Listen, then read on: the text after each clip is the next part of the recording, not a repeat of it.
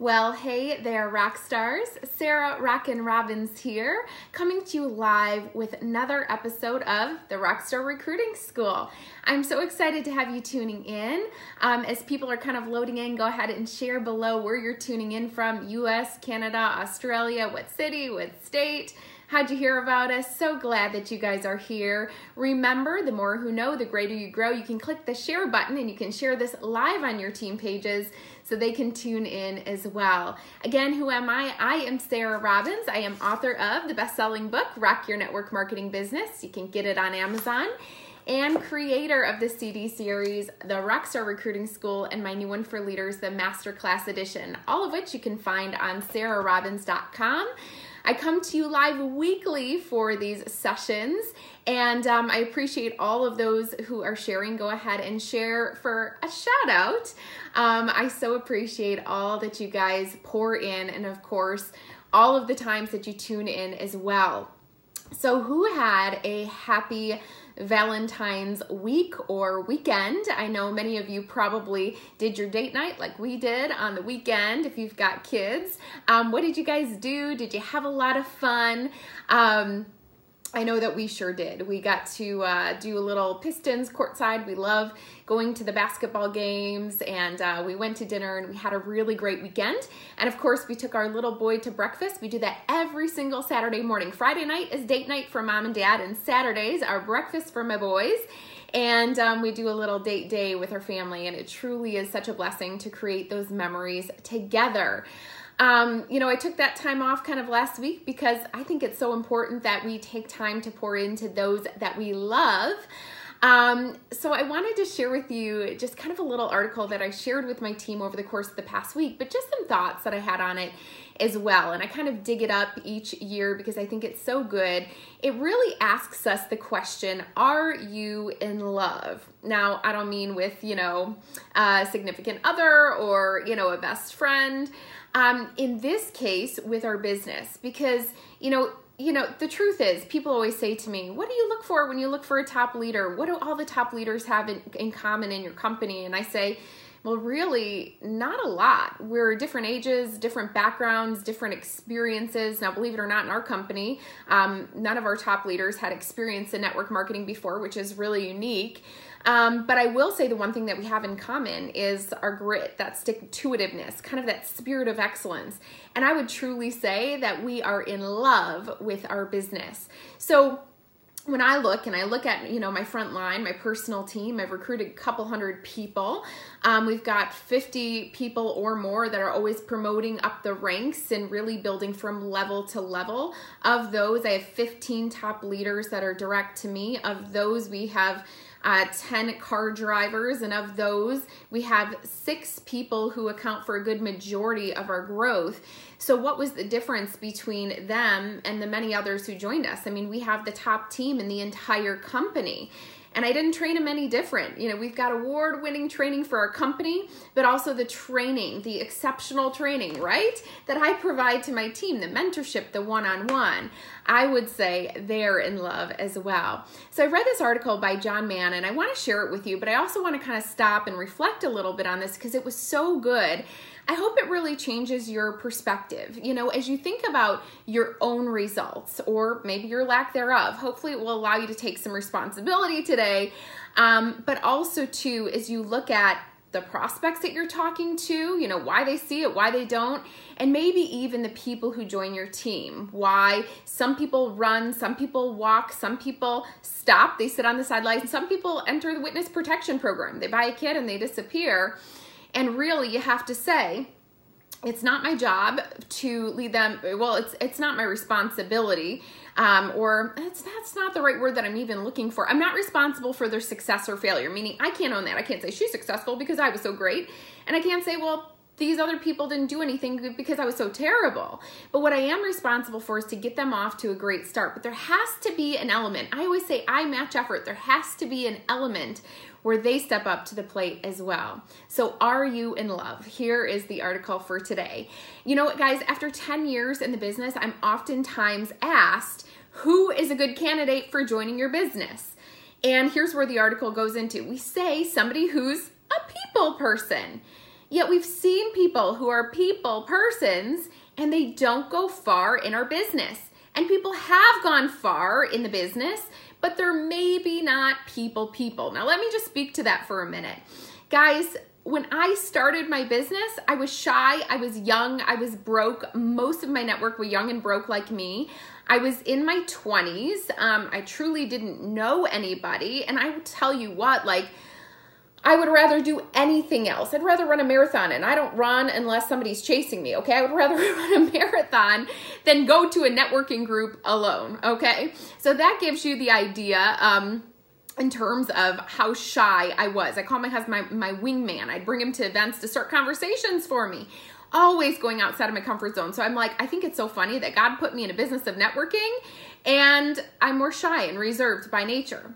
Now, we might say, you know, look for people who have influence in their community, but the same caveat applies. The correlation often fails to hold. You know, I had no network. I wasn't living in the best area of town. Actually, today I live in the smallest city in my state.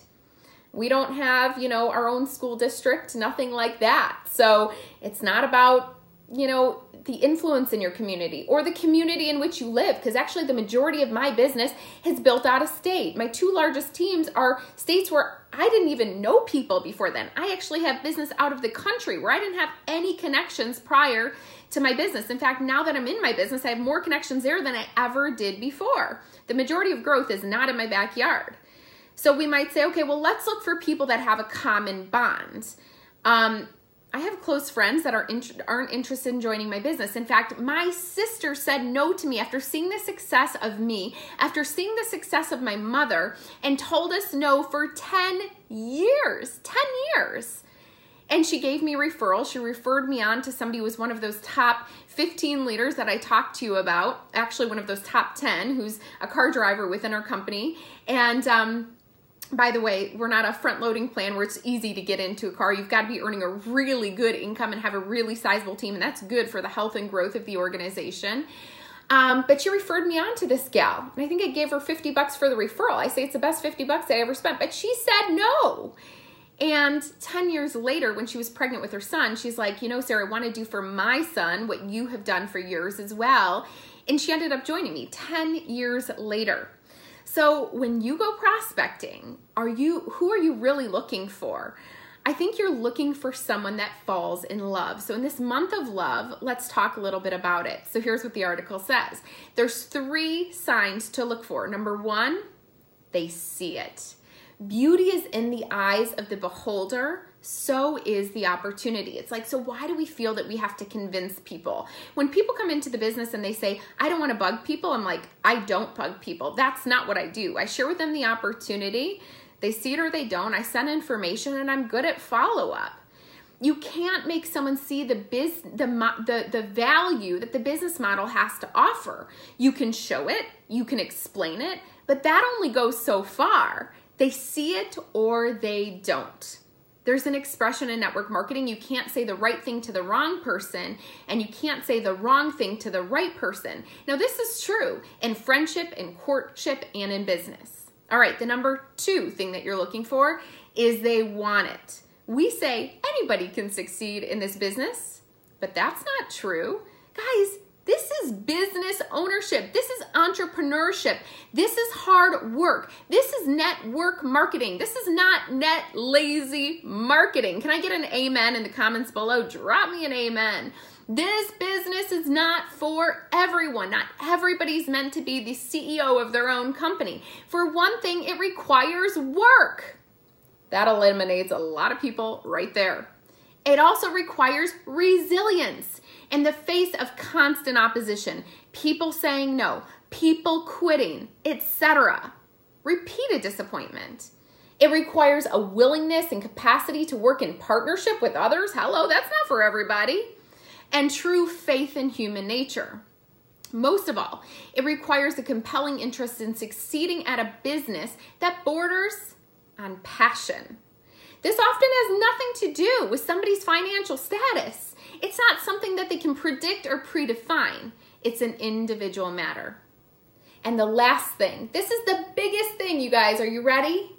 They do it. Now, this should be so obvious, but evidence suggests that it's not. You know, I love the Barbie Bassett, this awesome leader in front of my team. She always says, your willing to has to be greater than your wanting to. How do you know that people are willing to? You watch their feet and not their mouth. It's not what they say they're going to do. Everybody signs up for the gym in January. You know, you probably did. It's February. Are you still there?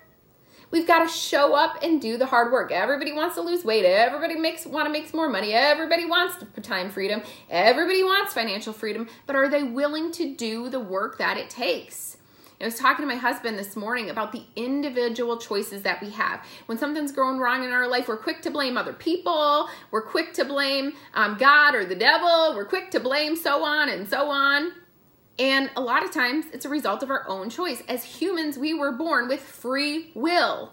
We have the ability to make decisions. What we put in our mouth, the words that come out of our mouth, the choices that we make in terms of how we spend our time and who we spend our time with. We've got to do it. This should be obvious, but evidence suggests that it's not, because I keep seeing leaders and aspiring leaders in the business who persistently chase after, attempt to work with, struggle to figure out, offer the right support to, pin hopes on their network, who are clearly not doing it.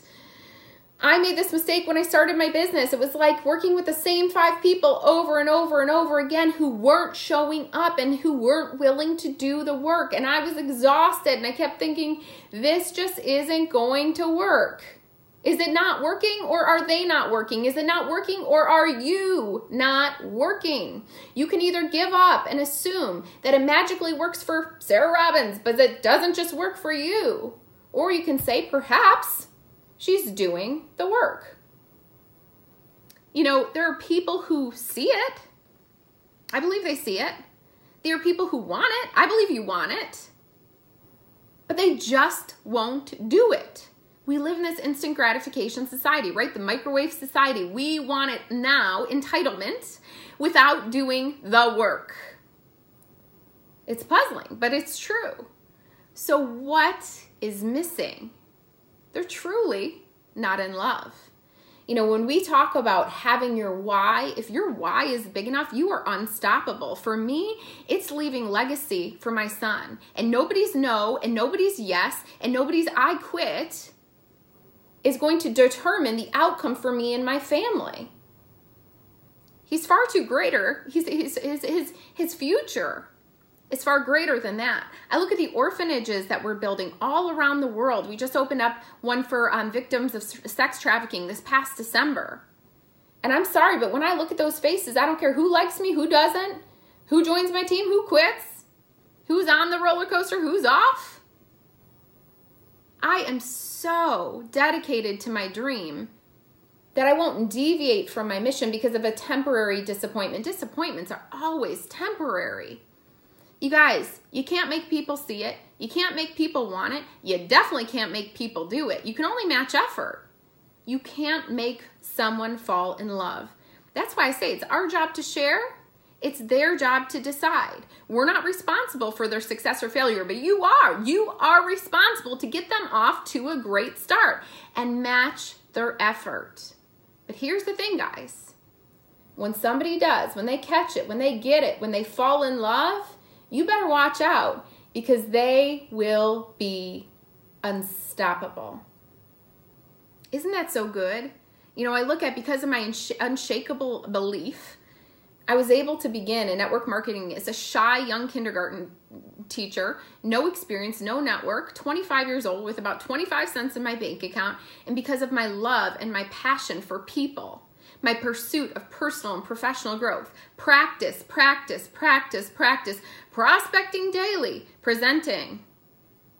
But truly the power of this profession, I was able to change my life, hundreds of thousands that came after me, and leave true legacy for my family, but help other people realize theirs as well. So is it easy? No. Is it worth it? Yes, because now I'm in a place where I can live more, I can give more, I can love my life even more. I am so blessed to be living a life that I truly love. Do you love yours too? These are some questions that I want you to think about in this month of love. And I truly do hope that this blesses you, and I hope that you'll consider clicking share and sharing this with your team. I'm going to go ahead and post more on my blog today at sarahrobbins.com, and let us all reflect together. If we're putting in the work that it takes, if we're truly in love, but also it'll reframe the no, it'll reframe maybe the different responses that you get on your team as well. But here's the thing I want to share with you guys. You don't need a new commitment in the new year, you don't need a new opportunity in the new year. You just might need a new commitment to your opportunity. You're going to do two things in any network marketing company: sell a product, promote an opportunity. You're going to prospect, you're going to present, you're going to follow up. Those are the 3 action items. It's not going to change. So if you're in love, stick with it. But remember, you've got to be willing to do the work that it takes. All right, guys, I love you. God bless you, and goodbye for now, and we'll see you next time.